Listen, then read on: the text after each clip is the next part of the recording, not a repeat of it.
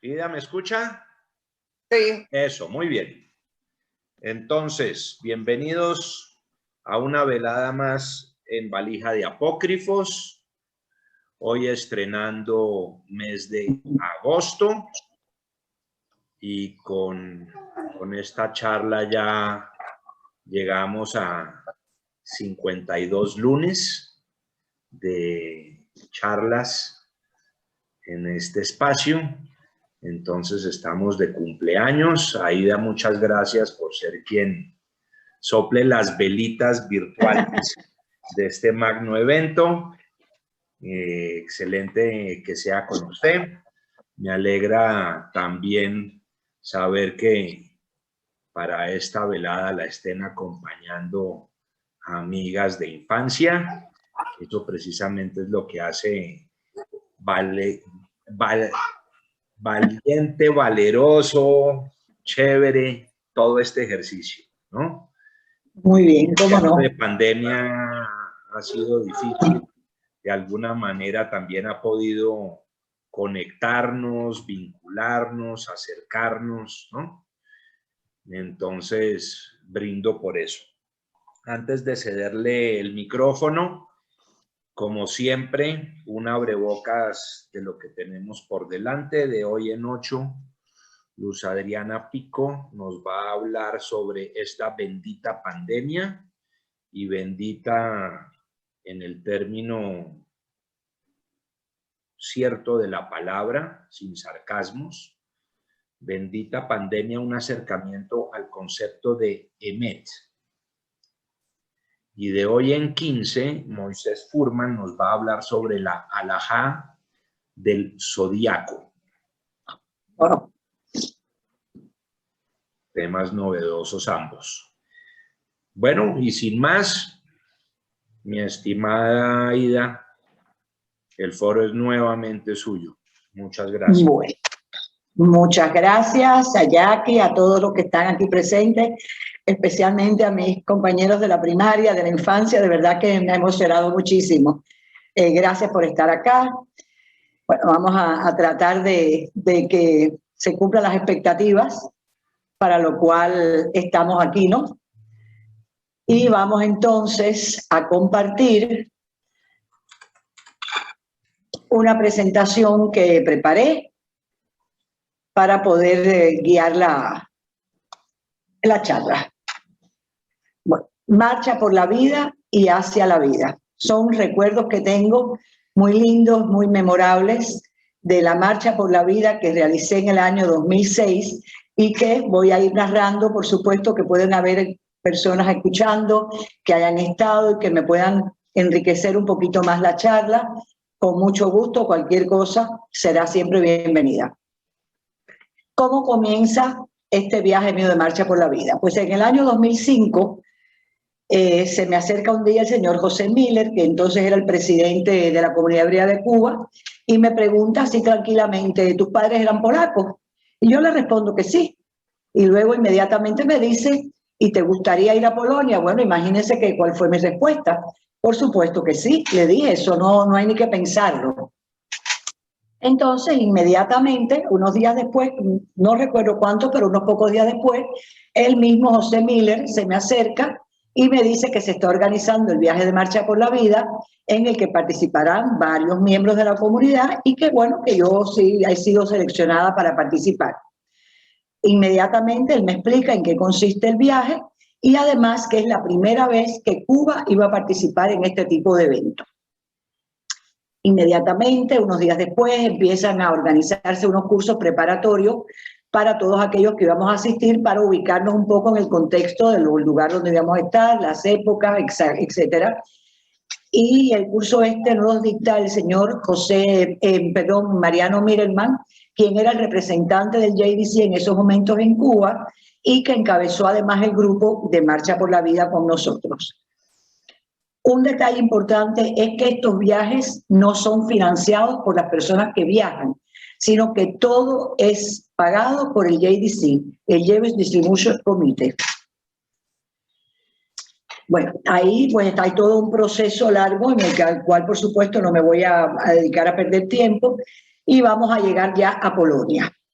Este viaje está conformado por dos grandes estancias, una en Polonia y una en Israel. Se empieza por Polonia y se hacen muchas visitas. La primera visita que hacemos es el Palacio de Gobierno, que está en ruinas, lamentablemente, que es una zona del actual ministro del Ministerio de Gobierno, y ahí se encuentra también el Instituto Histórico Judío, que existe desde mucho antes de la guerra, donde además hubo una sinagoga, la Gran Sinagoga de Varsovia, y esta fue volada en un momento determinado. Ahí, bueno, nos proyecta una película muy impresionante sobre el comienzo de la guerra y la invasión de Alemania a Polonia. O sea que como que nos estaban preparando poco a poco para todas las cosas que íbamos a ver. De ahí seguimos a la Plaza Antigua de Polonia, un lugar muy interesante y se mantiene muy cuidado y muy lindo. Llegamos entonces al orfanato de János Korczak. János Korczak para mí es un personaje con una relevancia muy grande por las características personales que nos contaron que él tenía. Yo pienso que de János Korczak se puede hacer otra charla que sería súper interesante o que buscaran información y leyeran, porque realmente es una persona que a mí, desde que escuché su historia, me impactó mucho. János Korczak tiene un orfanato que crea en el año 1912 y que existe hasta 1940. El edificio del orfanato, el cual visitamos, no fue destruido durante la guerra y existe hasta la actualidad siendo un orfanato, pero ya no de niños judíos, porque en aquella época sí era un orfanato de niños judíos. Trabaja con él la señora Stefa Vyskova, que fue su ayudante por muchos años y con la cual compartió todo el cuidado y la atención a estos niños huérfanos que estaban allí. Durante la Shoah murieron aproximadamente 1,5 millones de niños y todos los del orfanato murieron. Inclusive, en la historia que nos narran, nos dicen que János Korczak, cuando le dijeron que tenía que desalojar, que irse con los niños, los vistió a todos y se fue junto con los niños y todos fueron asesinados durante la Shoah. De ahí seguimos, bueno, al gueto de Varsovia. En el gueto, nosotros no lo dije al principio, pero nosotros tuvimos dos norot que nos fueron narrando y nos fueron guiando todo el tiempo, personas con un conocimiento maravilloso, personas además argentinas, que fue una ventaja y una bendición porque hablaban español, porque cuando se habla en inglés, pues bueno, no es lo mismo cuando lo que se entiende de la lengua madre que cuando es una lengua ya que no es la misma. Y ya que se pudo entender y anotar y recrearnos todo con lo que nos decían. Ella nos cuenta que para Hitler los judíos no era una persona, tampoco era un animal, era algo simplemente que había que eliminar. La zona del gueto de Varsovia comprendía aproximadamente el 2,3% del total de Varsovia, o sea, una zona extremadamente pequeña. Constaba de 173 calles y había aproximadamente 12 personas por metro cuadrado. Se puede imaginar que hasta para pararse había que pedirle permiso uno al otro. Un total de 360.000 personas conformaban los habitantes del gueto. En los lugares limítrofes se hacía mucho contrabando y se dice que aproximadamente el 80% de lo que se comía entraba y se consumía en forma ilegal. La situación que vivieron los prisioneros del gueto, el papel de la guardia nazi, Hitler, todo lo vinculado con un lugar, una situación tan horrenda, con un confinamiento tan grande, pues obviamente provocó muchísimos muertos y se considera que aproximadamente en el año 1941 hay 1 millón de judíos muertos en las fosas de las zonas del gueto. Se da acá un hecho muy desagradable. Este no tiene que ver exactamente con el viaje, aunque fue dentro del viaje.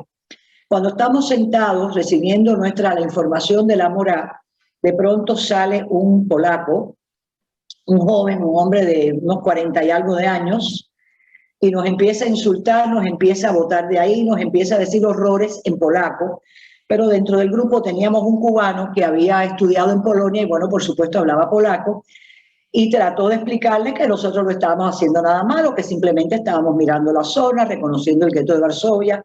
Eso no fue suficiente, aquel hombre nos eliminó, nos botó de ahí, nos insultó, y bueno, obviamente nos tuvimos que ir sin protestar ni muchísimo menos, aunque creo que todos nos sentimos muy dolidos Y yo personalmente siempre he pensado que con tantos polacos judíos que murieron durante la Shoah, cualquier polaco de hoy en día tiene que tener algún familiar, aunque sea lejano, que murió durante la Shoah. Y que tenga esa actitud realmente es muy lamentable. Pero bueno, forma parte de la vida como tal. Seguimos entonces por el gueto de Varsovia y me detengo en esta calle, la calle Karmelitska. Fue una calle que me causó muchísima impresión porque en esta calle, no sé el número, pero sí sé que en esta calle vivieron mi mamá, mi papá y mi hermana durante el gueto. Bueno, pues se pueden imaginar que me causó bastante impresión.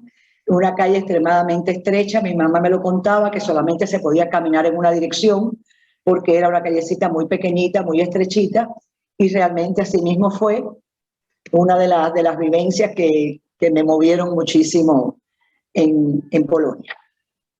Ida, Después, perdón, interrumpo. Si está presentando imágenes, no las estamos viendo. no me digas que no. Hemos estado Claro. viendo un hermosísimo rostro desde el principio, pero imágenes del No, pasado. pero no me digas eso. Espérate, espérate. En compartir imágenes, abajo. Ya sí lo compartí, espérate. Espérate, espérate, déjame salir de aquí.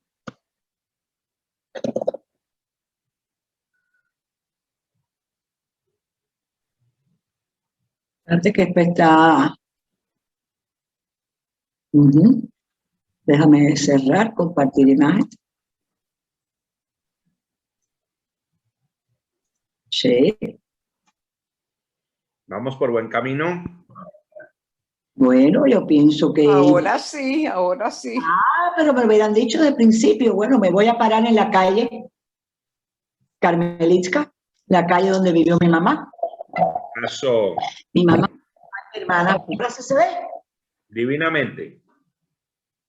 Qué pena que no lo hayan visto el anterior. Después, si quieren, si da tiempo, lo pasamos un poquito. Bueno, después que terminamos en el gueto de Varsovia, pues pasamos por otra de las zonas, todas las zonas son terribles, o sea, no hay ninguna que sea medianamente buena, ni mucho menos. Esta zona, Paviak, era conocida como el lugar de los gritos, del grito de los presos. Entraban los prisioneros como si fueran a una cárcel. Los tenían ahí para que sirvieran de ejemplo de lo que los judíos deben hacer o no deben hacer. Da lo mismo como se quiere interpretar. Ahí hubo muchos presos también políticos, o sea, no solamente eran judíos, también habían gitanos, había cualquier otro tipo de presos, de personas que estuvieran presas, estaban ahí en Paviak. Era un lugar terrible de penitencia, de terror, habían subsuelos de tortura, o sea que era un lugar simple y sencillamente espeluznante, una cosa terrible.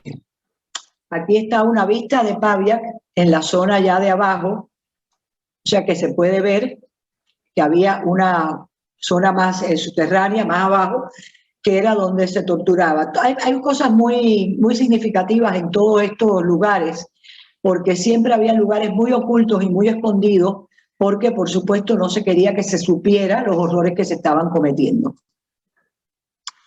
Después está en la Plaza de las Deportaciones, la Sunshine-Platz.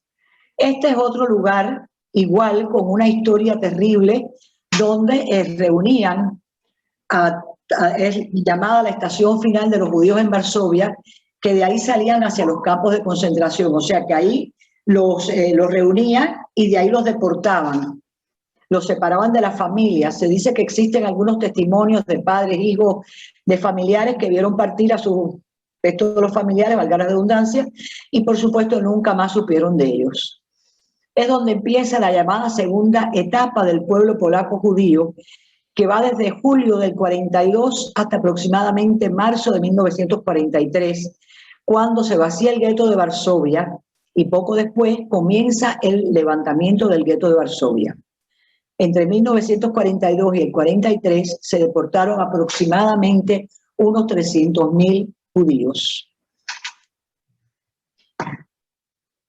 Otra de los lugares visitados, con cada uno de ellos, por supuesto, con una historia grande que yo estoy tratando de resumir, por supuesto, porque es muy difícil decirlo todo, muy difícil o casi yo diría imposible. Se encuentra en Milá 18, que es el búnker Anilévich. El búnker Anilévich sirvió de refugio y estaba situado en las calles Milá y Dubois, dirección que antes de la guerra fue conocida como Milá 18, en la parte de Murano, en el distrito de Varsovia. Al final del levantamiento del gueto de Varsovia, los combatientes de la Organización de Combate Judía, SOP por sus siglas en polaco, incluido su comandante, el señor Mordechai Anilévich, del cual también hay grandes historias, se escondieron en este búnker y después allí fallecieron. Aquí está esta piedra que es como un monumento que se le hace a los 51 fallecidos que se escondieron en el búnker y que, bueno, lamentablemente después fallecieron. En 1946 se construye este montículo conmemorativo llamado Kopiec Anilevska, que es el montículo Anilévich, que es erigido en el lugar precisamente donde ese búnker fue destruido. O sea, todas estas cosas, cuando uno las está viendo en el lugar y le están además contando las historias, realmente se oprime tanto el pecho, le dan a uno tantos deseos de salir gritando, que realmente es algo bien impresionante y que lo deja uno marcado para siempre. Estuvimos también en el cementerio judío de Varsovia, y bueno, acá a la izquierda ven una imagen, yo le tomé una fotografía a esa lápida que vi ahí porque hay un apellido que es bastante similar al mío, y ustedes saben que durante la guerra todos los apellidos se cambiaron, una letra por la otra, se le agregaron, se le quitaron. Y sí recuerdo que en algún momento se nombró en mi familia alguien Ilonka, y bueno, lo tengo como un recuerdo de algo que pudiera haber sido de mi familia. Y en la fotografía de la derecha tenemos, ahí está, la de Jan Chernyakov, un Judenrat, que también con una historia bastante fuerte, como todas las historias que fueron narradas, ahí no hubo un solo momento, un solo día en que se narrara una historia agradable. Todas las historias tenían siempre, o tienen siempre, algo bastante triste y bastante fuerte por detrás. Pues llegamos a Tikochin, llegamos al Shtetl. El Shtetl que es un Shtetl que tiene también una historia muy bonita. Tiene una sinagoga que fue construida en el año 1625 por un grupo de aproximadamente 1.500 judíos. Durante la guerra, esta sinagoga fue ocupada por los alemanes el 16 de agosto de 1941. Con la Operación Barbarroja sacaron a los rusos, por lo que unos días después en Tikochin, que es un pequeño shtetl, solamente habían alemanes.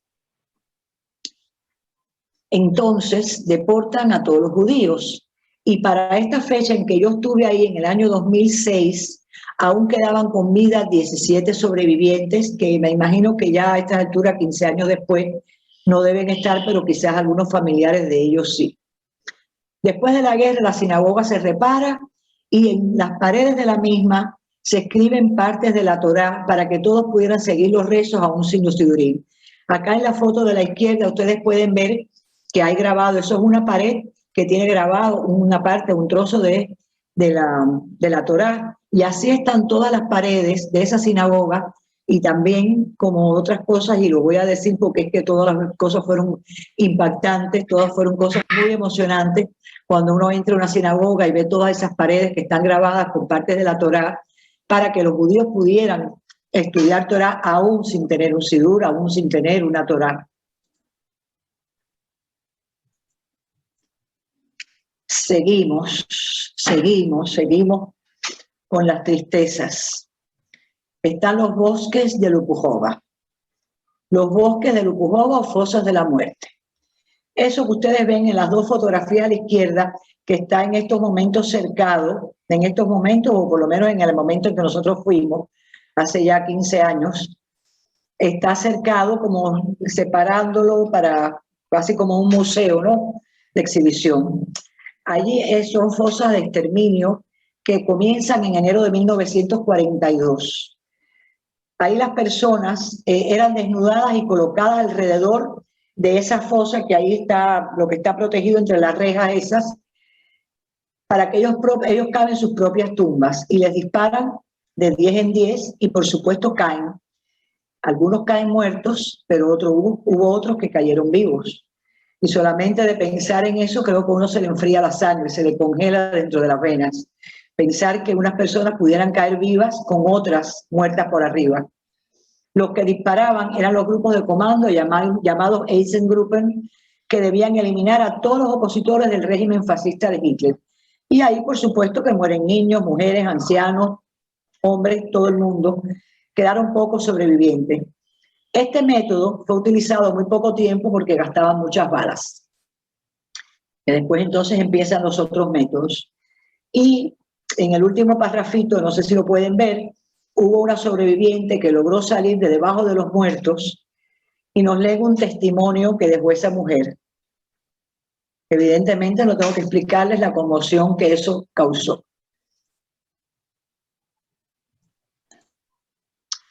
Luego seguimos a los campos de concentración y llegamos al campo de concentración de Treblinka, que como ustedes pueden ver aquí en esta fotografía, está Treblinka 1, que era el campo de penal de labor, y está Treblinka 2, que era el campo de exterminio.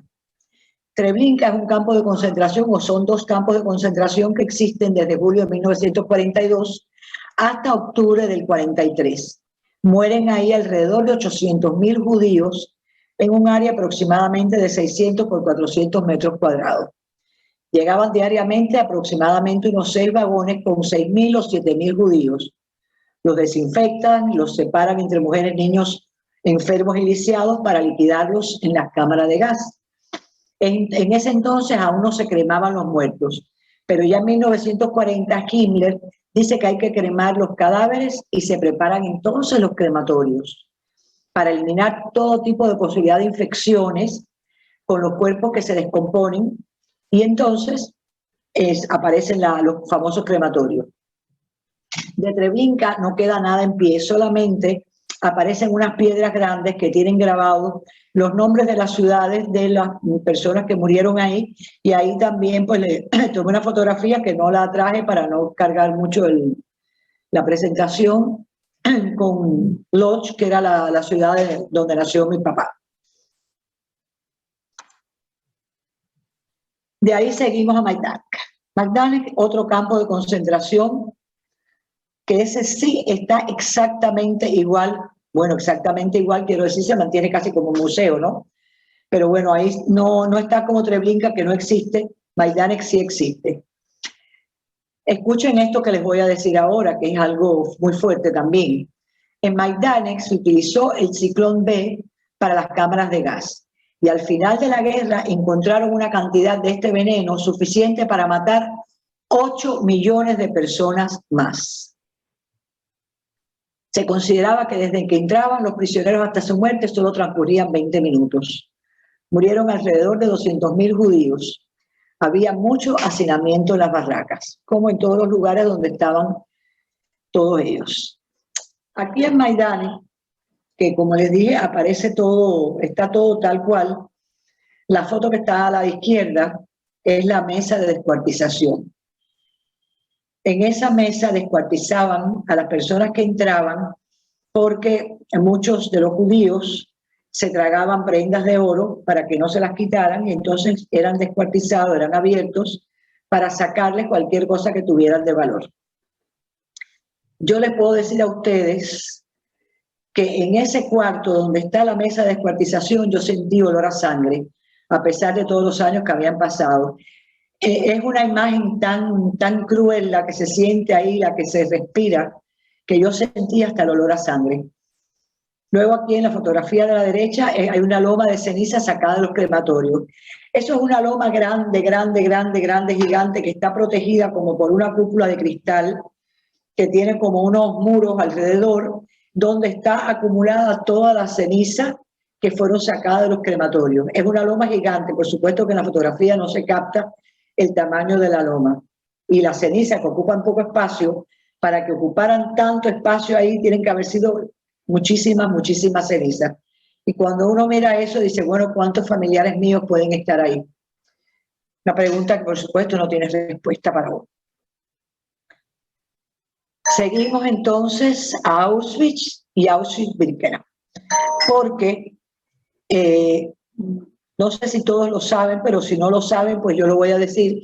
El nombre de Marcha por la Vida viene dado porque los prisioneros de Auschwitz eran llevados a Auschwitz-Birkenau a la muerte, y eso se llamaba la Marcha de la Muerte. Y el viaje como tal culmina, culmina precisamente en el viaje de Auschwitz a Auschwitz-Birkenau, pero se le llama entonces Marcha por la Vida, porque es, por supuesto, totalmente opuesto. Es aprender, es ver todo lo que pasó para entonces aprender a vivir. La foto esta de la izquierda es una foto que creo que todo el que está en Auschwitz la tiene. Arbeitsfrei, o sea que el trabajo nos hace libres, la entrada de Auschwitz. Y a la izquierda, a la derecha, tenemos la foto de Auschwitz-Birkenau. Ahí están, como ustedes ven, las barracas. Aquí se ven todas las chimeneas, por supuesto, porque en todas ellas habían crematorios y por ahí salía el humo. Seguimos andando por Auschwitz. Sin comentarios le pongo. Aquí está el bloque 27, que es el llamado bloque del martirologio.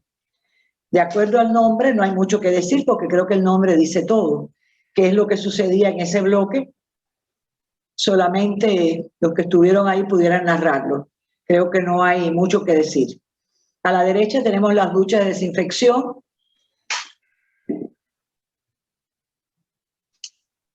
Más información. Estaba el bloque 24, o está. Lo que pasa que, claro, ya no tiene la función que tenía en el momento, como es natural. Perdón, que me fui para... ya, disculpe. El bloque 24, que era el prostíbulo donde llevaban a las mujeres y a las niñas. Un lugar de divertimento para los oficiales nazis. El bloque 10, el de los experimentos del famoso doctor Mengele. El bloque 11 era el bloque de la penitencia. Ahí ponían a todos estos prisioneros, ahí los ponían de pie todo el tiempo que ellos consideraran, hasta que se acordaban. Después los ponían de rodillas y, por supuesto, sin comida y sin agua, ¿no? Eso está de más. Y de ahí los enviaban a trabajar. Para la purificación de la raza aria, que era el objetivo final que tenía Hitler, a las mujeres les sacaban los ovarios y las dejaban estériles. Hacían pruebas genéticas con personas de cualquier tipo, con gemelos, con enanos. Los ojos claros, que tienen casi todos los ashkenazí o muchos ashkenazí, pues también eran producto de experimentos, ¿no? Y bueno, con los pelos de los judíos se hacían bolsas para colchones, se hacían bolsas para las papas, se hacían cosas para el uso de ellos con el pelo de los muertos. Seguimos por acá con las duchas de desinfección, que estas duchas de desinfección, no tengo que decirles que el agua es fría, y estamos en un país donde hay frío, pero bueno, esas personas que estaban ahí, para los alemanes no eran seres humanos, por lo tanto no importaba que esas duchas salieran casi con el agua, saliera casi congeladas para desinfectarlos. Luego acá a la derecha está el cercado perimetral, que por supuesto también, todo es por supuesto. Estas cercas están electrificadas, o sea, tienen corriente, porque el que quería salir, pues se electrificaba. Y conocimos también que hubo muchas personas de allí, de los campos, de ahí particularmente de Auschwitz, que preferían electrocutarse, pegarse a la reja y electrocutarse antes que seguir viviendo en el campo de concentración. O sea que hubo algunos de los muertos que fueron muertos electrificados, que habían guardias también para evitar eso. Bueno, hubo algunos que lograron electrificarse y terminar esa tortura. Por acá están los hornos donde cremaban. Tampoco creo que hay que hacer mucho comentario. Está acá. Esta es una vista de frente, esta es una vista lateral. Y entonces, en nuestro recorrido por Auschwitz, tuvimos la suerte entre comillas, de encontrarnos con Joseph, un sobreviviente polaco de Auschwitz, quien nos narra algunas de las terribles vivencias que él tuvo. Una persona increíblemente maravillosa, ese señor, con una modestia y con una sencillez maravillosa. Él nos cuenta que tiene un hijo que tiene problemas, los problemas no sabemos, no llegamos a saber nunca qué tipo de problemas eran, porque él, Joseph, fue víctima de los experimentos de Mengele y por supuesto entonces se vio afectado su hijo cuando nació.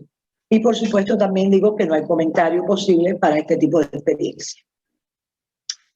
Pues ya estamos saliendo de Auschwitz para Auschwitz-Birkenau. Como ustedes ven, aquí hay un grupo grande de personas en la fotografía de la derecha, todos con banderas de Israel en la espalda, que eso hizo también el recorrido mucho más emotivo, ¿no? Mucho más emocionante. Ya estamos llegando a Birkenau. Esta es una vista desde Birkenau, desde arriba, caminando. Aquí tenemos la entrada de Auschwitz-Birkenau. Estos son vistas de allí todas ya en Birkenau. Por acá nos están, en la fotografía de la derecha, nos están haciendo una explicación de lo que vamos a encontrar allá adentro, que bueno, es algo muy parecido a lo que vimos en Maidane, a lo que vimos en Auschwitz también. Hay una historia interesante que es de la de los Sonderkommandos. Los Sonderkommandos fueron unidades de trabajo formadas por prisioneros de los nazis. Normalmente eran judíos que estaban siendo forzados bajo amenaza, por supuesto, de sus vidas, para que ayudaran a la eliminación de las víctimas de las cámaras de gas. O sea, ellos lo que tenían que hacer era eliminar los cadáveres y los restos que quedaban cuando se cremaban aquellas víctimas. O sea, eliminar todos los rastros que pudieran quedar. Lógicamente, ahí les hacían cada determinado tiempo inspecciones y ellos no querían que vieran que había ningún tipo de problema. Al contrario, se suponía que todo era paz y armonía en aquel lugar. Entre julio y agosto de 1944, los Sonderkommandos se dan cuenta que se está acabando la guerra y se establece una relación entre ellos y los Sonderkommandos también de Auschwitz, entre Auschwitz I y Auschwitz II. Y el 7 de octubre, o sea, Auschwitz II es Birkenau, y el 7 de octubre del 44, más de 1000 Sonderkommandos comienzan una rebelión con dinamita, con armas fabricadas en Auschwitz III y explotan los crematorios de 3 y 4 para morir con dignidad. En esos momentos había muchas mujeres que transportaban la dinamita que fue utilizada. Los Sonderkommandos que delataban, por supuesto, que después eran mandados a los crematorios. Y ese Auschwitz III y Auschwitz IV eran planes que habían, no se llegaron a construir. Por acá está, en esta siguiente pista, dos fotografías de lo que era la entrada, de una entrada o una parte de Auschwitz III. Auschwitz III llegó a tener algo, pero el 4 no se llegó a construir, no se llegó a hacer absolutamente nada, pero sí estaba previsto que se hiciera algo. Pero esta fue la explosión que se hicieron por los Sonderkommandos en Auschwitz III. Por aquí hay algunas muestras que yo he querido traer. Esto es una vista del campo con las barracas, que no sé si las pueden ver por acá afuera, por acá atrás. Aquí a la derecha, en la parte superior, son letrinas. Es evidente que son letrinas. Y yo voy a decir quizás una expresión que sea un poco desagradable, pero fue lo que me vino a la mente. Y cada vez que veo esa fotografía me viene a la mente lo mismo. No me imagino a dos mujeres sentadas ahí con menstruación, en ese lugar tan inmundo, tan sucio, con quizás hombres al lado. ¿Verdad que deprime muchísimo todas esas cosas? En la vista inferior de la izquierda, bueno, una urna con unos zapaticos pequeños, lo que denota la presencia de niños en esos lugares. A la derecha, pues otra fotografía también impactante para mí, con prótesis, muletas, todo tipo de cosas que utilizan personas que tienen discapacidades físicas, que tampoco fueron respetadas. O sea, ahí no se respetó nada ni nadie. Y bueno, después hay una gran actividad, salimos de Auschwitz-Birkenau, hay una actividad muy linda que se hace, donde siempre se dice que nunca más, nunca jamás, never again, todas esas cosas, que realmente es una actividad bien emotiva que se hace en Cracovia para después partir hacia Israel. También, que no traje las fotografías, pero también, bueno, tuvimos la posibilidad de visitar la fábrica de Schindler, la farmacia de Tadeusz Pankiewicz, allá en Cracovia, que son dos de los judíos declarados después justo entre las naciones, y bueno, siempre esas cosas también ayudan a ver que hubo personas que, como mismo aquel que nos votó de allí, que nos insultó, también hubo personas que en un momento determinado ayudaron a muchos judíos y salvaron a muchos judíos. Finalmente, bueno, el acto en Cracovia, después a Varsovia, y ya de ahí prácticamente estamos partiendo hacia Israel. Y finalmente llegamos a Israel. Bueno, cuando uno llega a Israel, después de ese viaje tortuoso en Polonia, realmente está uno en el paraíso. Del infierno pasa al paraíso, de un día para otro. Es una cosa maravillosa. Aquí en esta fotografía que ustedes ven es un amanecer precioso en Israel, ahí en Jerusalén. Hacemos varios paseos, visitamos por supuesto el Kotel, es un lugar que no se puede dejar de visitar en Israel, visitamos la Knesset, ahí tenemos una fotografía, paseo por Jerusalén, Yad Vashem, o sea, ahí todo es paseo con risas, con cosas agradables, con cosas bonitas. Aquí, bueno, está una fotografía, ustedes ven, acá en el Kotel, por acá una vista preciosa de Jerusalén, acá se ve el Kotel, la mezquita, la entrada al Museo de Yad Vashem. Acá tenemos un paseo a Masada, que es un paseo precioso, maravilloso, que es una gran caminata que se hace porque se sube por todas aquellas lomas arenosas, desérticas. Luego, cuando uno está ahí en la cima, realmente es muy bonito. Y después, cuando bajamos, pues uno termina en el Mar Muerto, que realmente eso es un paseo también espectacular. Y bueno, como ustedes ven en la fotografía de la derecha, montando camello, que eso es algo que creo que en ningún otro lugar hubiera podido hacer si no es que voy a Israel. Por acá tenemos ya que estamos celebrando Yom HaZikaron, conmemorando Yom HaZikaron, Yom HaAtzmaut, todas estas fechas que precisamente el viaje se hace en esa fecha, no es casual, se hace en esa fecha para terminar con Yom HaShoah, Yom HaZikaron, Yom HaAtzmaut, todas esas conmemoraciones y festividades ya en Israel. Este Yom HaAtzmaut fue celebrado en Ranana, fue una cosa preciosa también. Acá les traigo una fotografía que a mí me encantó porque me gustó muchísimo, me llamó mucho la atención también, en este caso todo fue muy agradable, no deprimente, de cómo en Israel, un país con un desierto puro, pueden haber una vegetación tan preciosa, tan hermosa, tan colorida, y así están todas las casas en Israel llenas de esas flores, llenas de esa alegría que da ver todo ese colorido. Acá a la derecha, bueno, ustedes saben que cuando uno va a Israel, tiene que, antes de irse, sembrar un árbol, y bueno, por supuesto que a mí me tocó también sembrarlo con mucho orgullo. Y bueno, pues tantas cosas hermosas en Israel, ciudades, gente, costumbres, todo lo que hay en Israel, realmente es un paraíso en el Medio Oriente. Realmente creo que es un final muy feliz después de ese viaje que se hace en Polonia, terminarlo en Israel es algo que el que fue ya y puede ir otra vez, yo quisiera volver a hacerlo, por supuesto que sí. Pues es algo precioso. El que no ha ido y tiene la posibilidad de hacerlo, realmente creo que es el viaje más importante que se puede dar en la vida de cualquier judío. Muchas gracias a todos por su atención. Muchas gracias, Ida.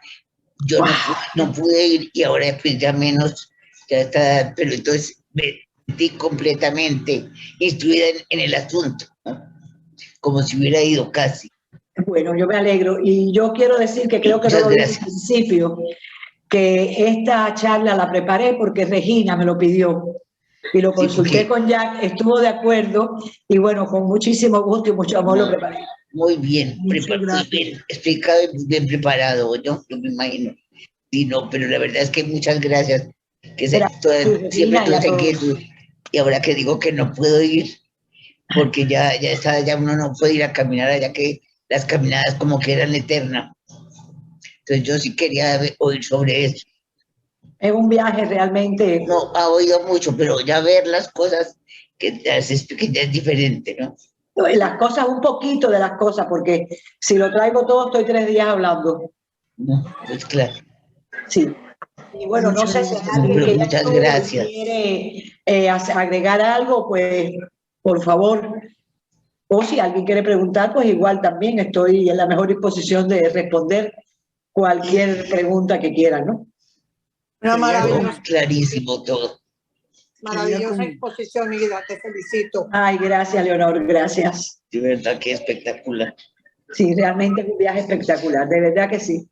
Yo Y creo tú lo que relataste también espectacularmente. Yo hice el viaje a Polonia, a mí me no lo lo hice pagaron. en la marcha por la vida.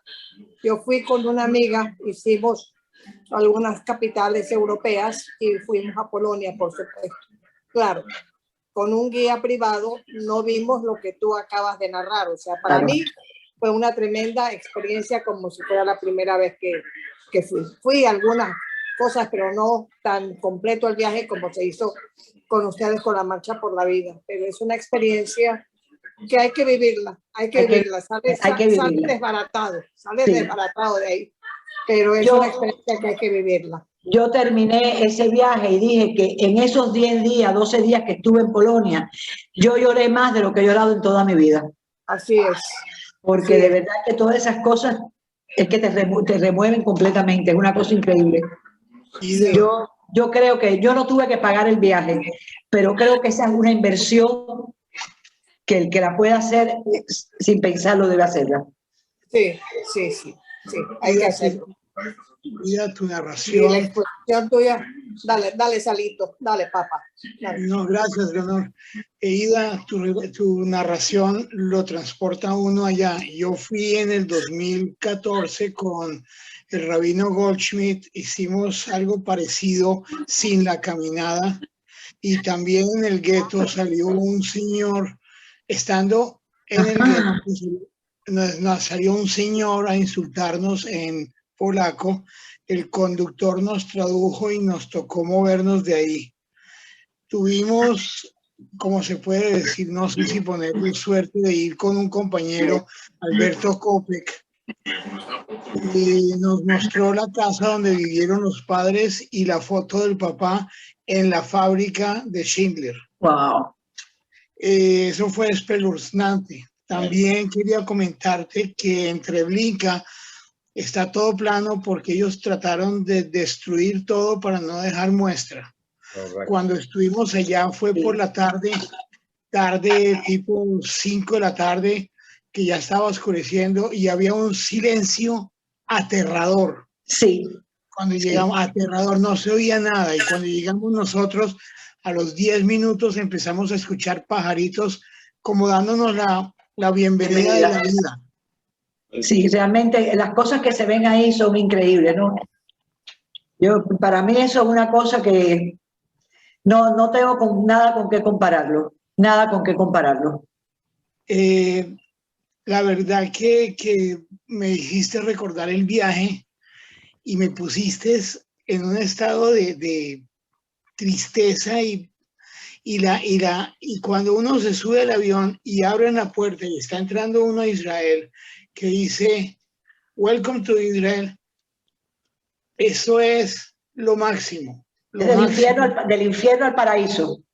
La verdad que le agradezco al rabino Goldschmidt y a los compañeros todo el viaje, y a ti por esa narración tan increíble. Gracias, Salo. De verdad que para mí fue una experiencia. Yo creo que la experiencia más importante que yo he tenido en mi vida ha sido esa.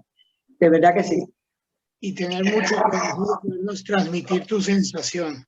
Cómo no, con muchísimo gusto. Y además, Increíble. yo tuve todo el tiempo con las manos casi congeladas, pero yo estuve escribiendo todo el tiempo. Yo escribí todo. Yo tengo las notas pasadas, por supuesto, las tengo todas ahí.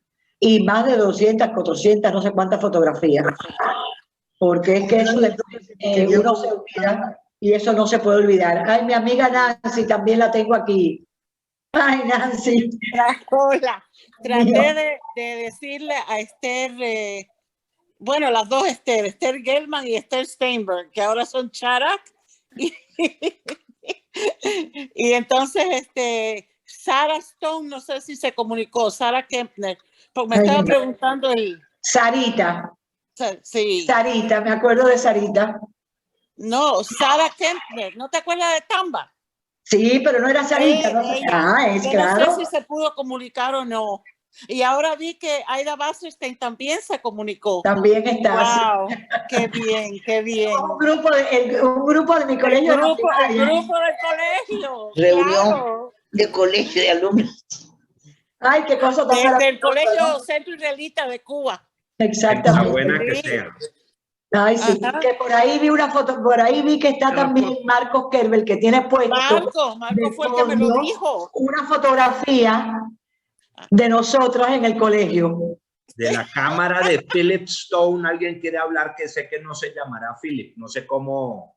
¿Quién es? ¿Quién está? Mira, a ver. Tiene el micrófono, tiene que habilitar el micrófono, por favor. Sarah Stone. Sarah Stone es Sarah Stone Kempner. sigue con el micrófono apagado. Oye, Nancy. Abajo en la izquierda es como se lo hace. En la pantalla abajo en la izquierda. No. Ok. ¿Me oyes ahora? Ahora ¡Hey, Sara! Soy yo, Sara Kempner. ¡Sara! ¿Cómo estás? Ay, hemos convertido en esta charla, hemos convertido en una reunión de amigas. Yeah. ¿Dónde está Esther Gelman? Ahorita Y pueden está el seguir haciéndola cada año. No, yo espero que la pueda ver mucho más a menudo dentro de poco tiempo ya. Cómo nos reunimos todas. Eso Pero espero. yo que vivo aquí en Miami hace, ¿cuánto? 40 años que no la veo. Bueno, pero nos vamos a reunir todas. Pero no Debemos importa. hacer una reunión de amigos. La alegría es fantástica. ¿Cómo no? ¿Cómo no? Seguro que sí. Nancy, Dime. Nancy, ¿cuánto hace que no me ves? Sara, Ahora está hace viendo. 45 años. No es Sara la que te está hablando, Nancy. ¡Ah! ¡Hilda! Ahora está ahí. ¡Hilda! Sí se reconocen desde hace 45 años. Hilda, ¿dónde estás? No te veo. Le hemos saboteado la reunión de Jack. En absoluto. Lo que está pasando ¿Ya me ves? ahorita le da sentido No te veo. Hilda a Heibel, ¿no? todo el proyecto. No, ¿cuál otra Hilda conoces? ¿Cómo? Jack ¿Cuál tiene otra una Hilda cara de conoces? ¿A cuál Hilda felicidad conozco? A Hilda increíble. Heibel. Es que te Entonces- imaginas lo que son amigas que no nos vemos hace 60 años, ¿no? Somos Así de no la se misma reconocen. clase. Nos Hace criamos 60 juntas. años. Esa amistad es una cosa que es ese cariño, ese amor, olvídate, como eso no hay. Exactamente. ¿Verdad? Porque Ella es muy tiene para darle sincera, a mucha muy gente. niña. Ya tiene para dar ese cariño a mucha gente. Tiene cierto. Teléfonos acá, por favor. ¿Qué? ¿Cómo? Que pueden compartir sus correos y teléfonos si no los Ya, tienen. Sí. Aprovechen esta oportunidad para conectarse. A Sara Claro, Kempner, no, que Eso sí. todos desde Cuba. los espectadores nos estamos gozando este reencuentro. Ay, qué bueno. gracias, muchas gracias, de verdad que sí. Para Sí. mí es una bendición, de verdad que sí. No, es de lo más emocionante. Sí. Solo hacía falta que hablaras para encontrarte con tus amigos. Te das cuenta, ¿verdad? Que esto son cosas que Dios me las pone en el camino. Qué bonito. Bueno, pues gracias a ti, Inshallah. gracias a ti nos hemos podido reunir un poco ahora. Pero Qué no bueno, tiene que qué bueno. ser- Nos vamos a reunir en físico pronto también. si Dios Intercambio quiere. de teléfono. Aida, mira, Aida Wasserstein. A Ya lo gmail.com. puse. Ya lo puse Ay, para que ustedes a saben ti te- cómo encontrarme. Sí, Yo yo te sé que vi, tengo a ti yo te localizada, Aida.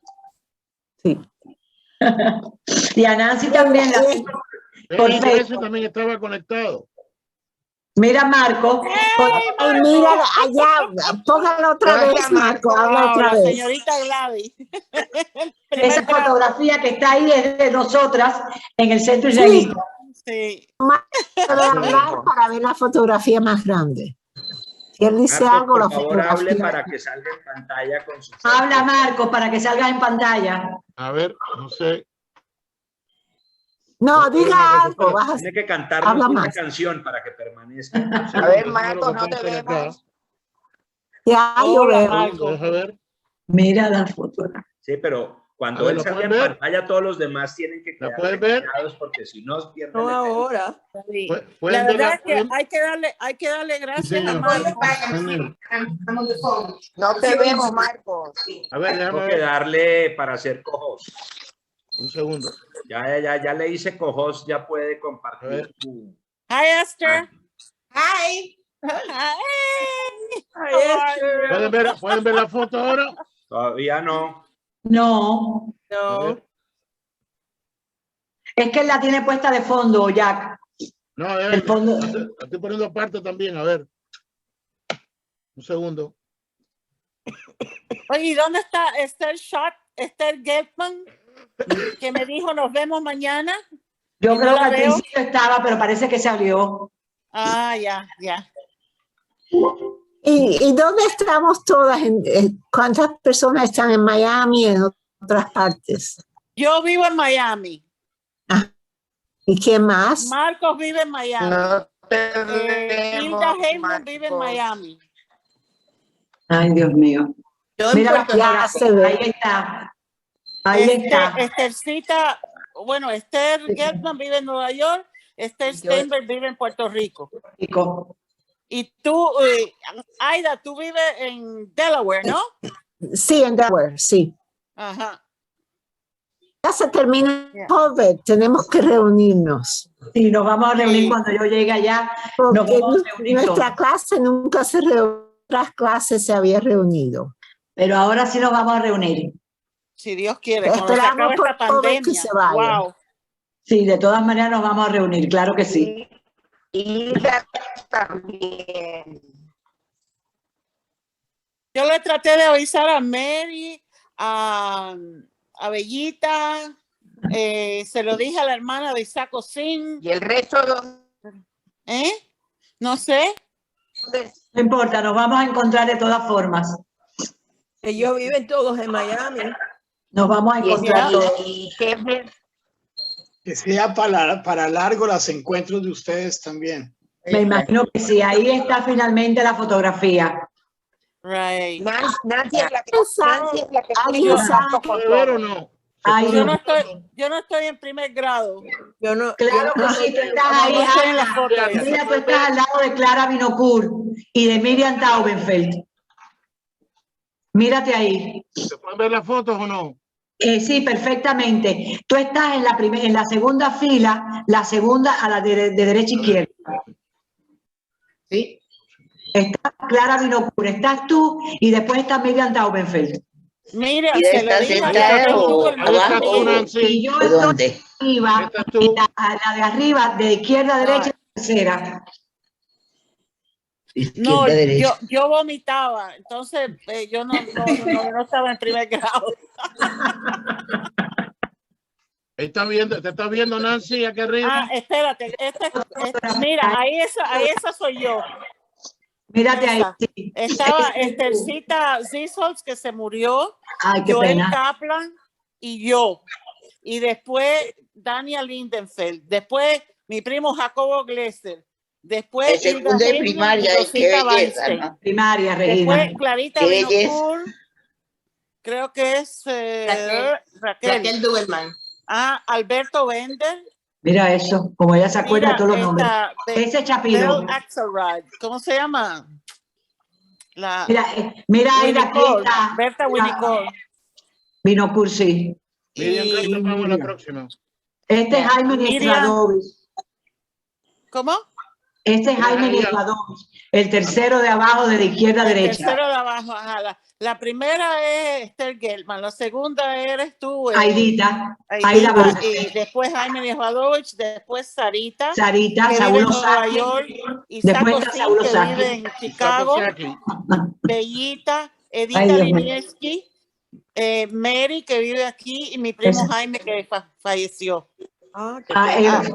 Jaime Trachter, ¿no? Ese es Jaime Trachter. Sí. Esta es Miriam Gartenbaum y ella es Springbok. Sí, mírate allá Silvia arriba. Brimberg vive Yo no estaba ahí en esa fotografía. Yo no estaba en esa. ¿Tú no estás en esa? A ver. La verdad que estuvo fabuloso todo. Este no fui a encuentro y todo estuvo fabuloso. Ese día no fui a clase. ¿Estás ahí? No, esa no soy yo. A ver, espérate, Ese déjame no ver. fui al colegio yo. Cuarto grado. Betty. Sí, pero ya ¿Es ese tu clase? no es el grupo de nosotros. ¿Esa es tu clase? Sí, la No. más diferente. No, esa no es mi clase. No, Pero- es Tienes a porque Alberto y habían tienes dos a... clases. No, no. Esa es la esa- doctora Arana. Mira, Carlos Papir La vive doctora aquí Blanca. también. Me dijeron que Israel Coppel murió en Sí, Puerto Rico. sí, sí. Y Selma Chavín, pobrecita, perdió la memoria. Ay, por Dios. Y Sí. este que está Pobrecita. aquí es... ¿Cómo se llama? Hayet. Jaime Hayet, vive en Israel. Jaime Hayet, sí. Vive en Israel. Mira tú. Ay, cuánta historia hay ahí, Dios mío. Sí. Fabuloso. Ida. Right. Bueno, me Wow. alegro que se pudieron Mira, ver. Benny Grese, que se casó con Sarita. Él estaba ahí, él se había conectado conmigo. ¿Quién más? Bueno, Mary. Mira, Boris Mercer. Mercera, mira, al lado Goldy Kowalski. Sí, este era el otro grupo, no era el de Sí. nosotros. Sí. Vaya, habían dos clases, pero Sí. sí. ¿Quién más? ¿Tú estás ahí? Mira, ahí sí estoy yo. Sí, esa sí es la del grupo mío, lo que yo ese día no sé Sí. por qué no estaba. Mira a ver la otra. Hay otra más, a ver. Esa. En la anterior que pusiste sí estaba. Ahí estás ahí tú. No, en esta. No, ese es kindergarten, ¿no? Exacto, Estoy esa- allá. Primaria. No, esa no somos nosotros. Sí, cómo no. son la misma. Sí, Son la Sí. misma cara. Como no, mira, Sí, yo estoy ahí. Miriam Tauensel, Sarita, Jaime Coppel. Este es Carlos Papir aquí también, que está parte de ustedes. Sí. Mira este era aquí. Mira, Aidita. Sí, yo estaba ahí arriba. Mira qué linda. Sí, está aquí abajo. Natán Shapiro. A mí me parece que Sarah Mrs. Cohen, Mira, ¿no? Sara, mira, Sara Stone, mírate ahí, Ya, yo me veo. pero más bonita. Ay, Dios mío. Fabuloso, fabuloso. Mándame esa foto, Marco. Okay, Mira la toma. señorita Gladys. Está que está aquí. Sí. Mira, Aidita Tauensel, la trigueña de arriba. No, pero ella no era Miriam o Aida. Es Aida. Aida está arriba. Sí. Para el grupo colombiano, muchas gracias por esta oportunidad. Sí, Quiero gracias. decirle que mi primer viaje fuera de Estados Unidos, después que vine de Cuba, fue a Colombia, y fuera cuando el peso estaba 17 por 1. A ver si se recuerdan qué año era, qué presidente. Historia estaba. patria. ¿Eh? Prehistoria. Sí. Debe estar el presidente, era Guillermo León Valencia. No, Carlos, él estaba... ¿cómo Carlos se llama? Lleras. ¿Eh? Carlos Lleras. Carlos Lleras Restrepo. Fue unos meses después del control de cambio, del decreto 444. Del gota a gota. Sí. Correcto. No, Mucho a gusto, todos Rabino, verlo. bienvenidos. Que no sea solamente por ida, aunque esa es una excusa maravillosa. Pero acá siempre van a tener espacio. Gracias, gracias, ya. Perdón, Gracias. con la venia de la delegación cubana. Carolina Flechas quería hacerles una pregunta. Adelante. Yo, ¿no es cierto? Sí, yo. Sí. Hola, ¿cómo están? Mientras que yo estoy aquí trabajando, pues les puse mucha atención. Ida, me parece muy bonito el viaje que hiciste. Yo estuve en Oranienburg, en el primer campo de concentración, donde hicieron el primer experimento con los hornos y con las cámaras de gas. Sí, la energía que se siente es muy dura. Yo he estado buscando material de información sobre mis tatarabuelos, que fueron alemanes que escondieron judíos y pues los documentos desaparecieron. Entonces, la energía que se respiró en Oranienburg fue terrible. Yo lloré muchísimo viendo todos los libros en donde estaban los nombres de los judíos, de cómo los medían.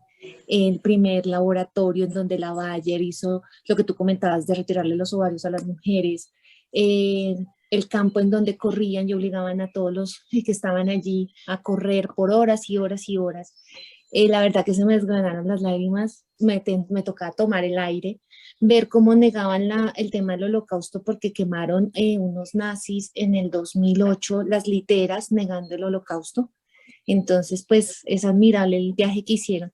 Pero mi pregunta para ustedes, que pues no sabía y desconocía que en Cuba hubiera centro israelita y judíos, ¿cómo es vivir el judaísmo en Cuba con ese régimen durante tanto tiempo? O sea, yo desconozco totalmente, o sea, hoy me estoy alimentando de nueva información y qué rico ese reencuentro y verlos a ustedes así de animados y sí, me gustaría saber cómo es la vida en Cuba.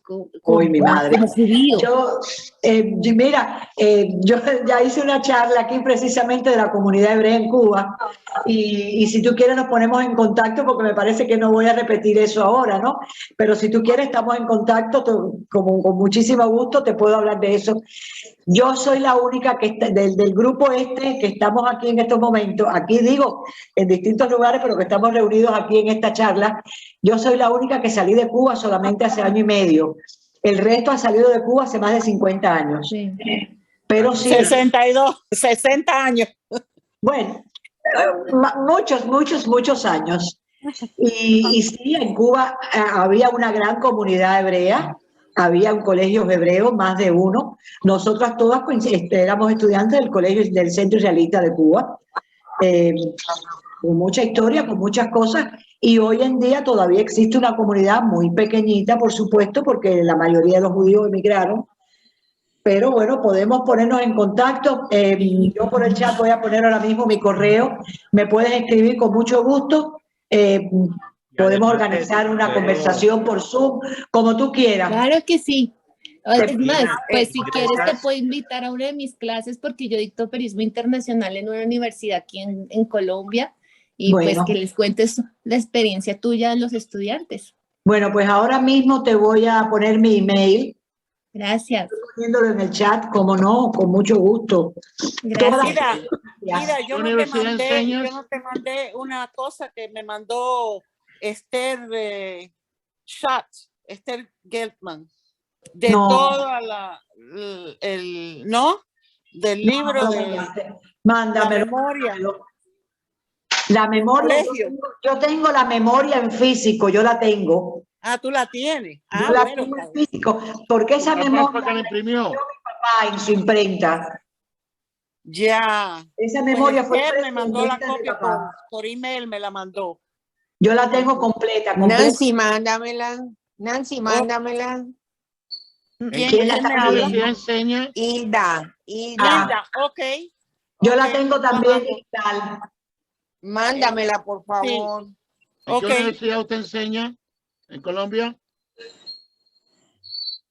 Yo enseño periodismo internacional a los estudiantes de comunicación social de la Universidad Sergio Arboleda y soy periodista de la agencia EFE. Sí, yo enseño acá en la Florida International University. Una vez fui a España a dar un curso a Sergio Arboleda. En el qué bueno, allá, no sé bienvenido. No. Súper. Súper, cuando quieran, pues hacemos una charla, sería muy interesante. Mucho gusto. Con mucho gusto, yo estoy a tu disposición. Gracias, muchísimas gracias. Todas las cosas que pueda darse a conocer. Claro que sí. Encantada. Tú también tienes experiencia con la comunidad de Colombia, claro, ¿no? Claro, todos estos años yo he estado en la comunidad hebrea en Cuba, claro que sí. Pero también en Colombia, tú viviste en Colombia también. En Colombia estuve 8 meses, o sea, no fue una estancia tan larga, pero tengo también mis experiencias en Colombia, claro está. Sí. Mira, yo soy muy amiga de Débora Soriano. Ah, bueno, claro, Débora, su mamá, su esposo, sus 2 niños. Ajá. Sí, claro. Miriam era muy amiga, la mamá de Débora era muy amiga de mi hermana. Ah, ya. Porque ellas vivían al lugar de mi casa. Miriam ellos vienen aquí siempre y mi nieta, esta que está dormida aquí al lado mío, va al colegio con Dan, el niño chiquito. Con el niño de Débora. Bueno, dile que le mando muchos saludos y que ya nos veremos. ¿Cómo no? Se lo voy a decir. Ella, los padres de él, Canetti, llegaron ayer de Israel. Así que... Wow, sí, ellos estuvieron en Israel muchos años. Ellos viven en Israel. Fueron de visita. De visita porque le fue imposible a ellos viajar a Israel ahora por Ah, la bueno. pandemia. Entonces Bueno. los padres vinieron ayer, por eso ¿Usted ha ido a seguramente Cuba? no está conectada. No, pero bueno, no importa, perfecto, está muy bien. ¿Usted ha ido Encantada. a Cuba, Rabino? ¿Qué? Goldstein. ¿Me escucha? No, el rabino Goldstein no ha ido a Cuba. Ha ido a Cuba. Goldsmith. Goldschmidt. Ya. ¿Y de No, cómo es la comunidad judía en República Dominicana? Bueno, aquí no llegan a 20 personas la comunidad. Wow, Esto es no una me digas. comunidad muy pequeña, sí, demasiado pequeña. A mí me deprime mucho. Yo estoy yendo los viernes al Kabbalah Shabbat, ahora que no hay toque de queda, y la verdad es que me deprime un poco cuando veo que nunca hay minyan. Se hacen los servicios y no hay minyan. ¿Y qué te hizo Fue ir de a los lugares República que recibió Dominicana? judíos en masa.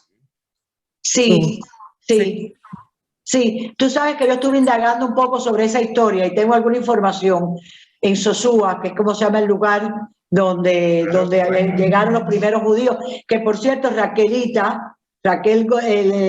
Goldschmidt me estuvo preguntando y yo le busqué alguna información. Ahora dice que están esperando un rabino ahí en esa zona que quieren revitalizar aquello allá.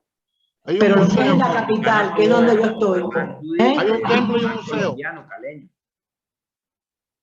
¿Quién me dice que hay un templo y un museo? En Sosúa.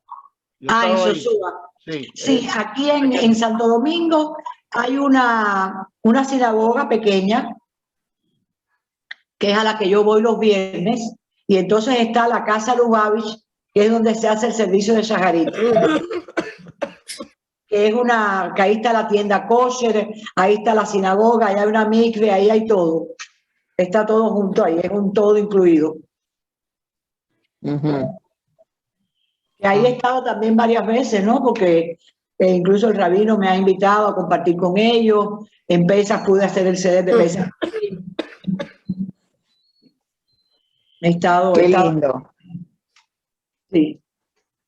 Pero la comunidad como tal es muy pequeñita, muy pequeñita. Hay algunos quizás dispersos en Punta Cana, creo que hay un par de familias. Y los que hay inclusive aquí en Santo Domingo son, por ejemplo, hay una cubana que está casada con un israelí que trabaja aquí, que tiene un negocio aquí, pero ella ni siquiera se ha convertido. Hay venezolanos, hay unos cuantos venezolanos, pero dominicanos hay muy poquitos, muy poquitos, muy poquitos. ¿Y a dónde fueron ellos después de ir a Santo Domingo durante la segunda? ¿Fueron a los Estados Unidos o no se sabe? Sí, claro, porque es que el país, según me estuvieron diciendo, yo estuve averiguando, este país no se desarrolló lo suficiente y entonces se fueron, emigraron a otro lugar, encontraron refugio aquí, pero después cuando pudieron, pues se fueron a Israel, a Estados Unidos, a Colombia, quizás se fueron algunos también. O sea, salieron de aquí porque no se desarrolló lo suficiente el país. Todavía creo que no está desarrollado. Yo creo que a este país le falta mucho todavía para desarrollarse. Qué lástima, pudiendo ser grandioso. ¿Qué decía, Salo? No, que qué lástima pudiendo con gente muy buena ser grande. Sí, sí. Es una lástima, sí. República Dominicana hemos tenido más de un presidente de ancestro judío curazaleño, holandés, ¿no? De esas generaciones que ya se perdieron, asimilaron y convirtieron. Sí. Queda bastante en República Dominicana, esos apellidos. Sí, ya de eso no queda, no dejaron huellas. Lamentablemente no. Bueno, queridos todos. Jackie, mil gracias. Muchísimas gracias. Muchas gracias a todos. Muchas gracias a todos. Gracias por la oportunidad. Un abrazo a todos. Muchas gracias por el encuentro que propiciaste, Jack. Muchas gracias. Gracias, Marta. Gracias, Jack. Gracias a todos. Buenas noches y gracias a todos por haber estado. Muy buena noche. Mándame Muchas eso. gracias. Habrá segunda parte, Ida. Todas las partes que quieras. No somos Yo preparo otras cosas también. Que tengan Muy ameno. Muy buen ameno. mes de agosto. Bueno, a todos y especialmente quienes nos acompañaron hoy por primera vez, los invito el próximo lunes, 8 de la noche de Colombia, para 4 de la mañana. escuchar a Adriana Pico hablarnos sobre esta bendita pandemia, un acercamiento al concepto de Emet, la verdad. Muchísimas gracias a todos y una feliz noche. Gracias. Gracias. Gracias. Gracias. Muchísimas gracias a todos, especialmente. Buenas noches. Buenas noches.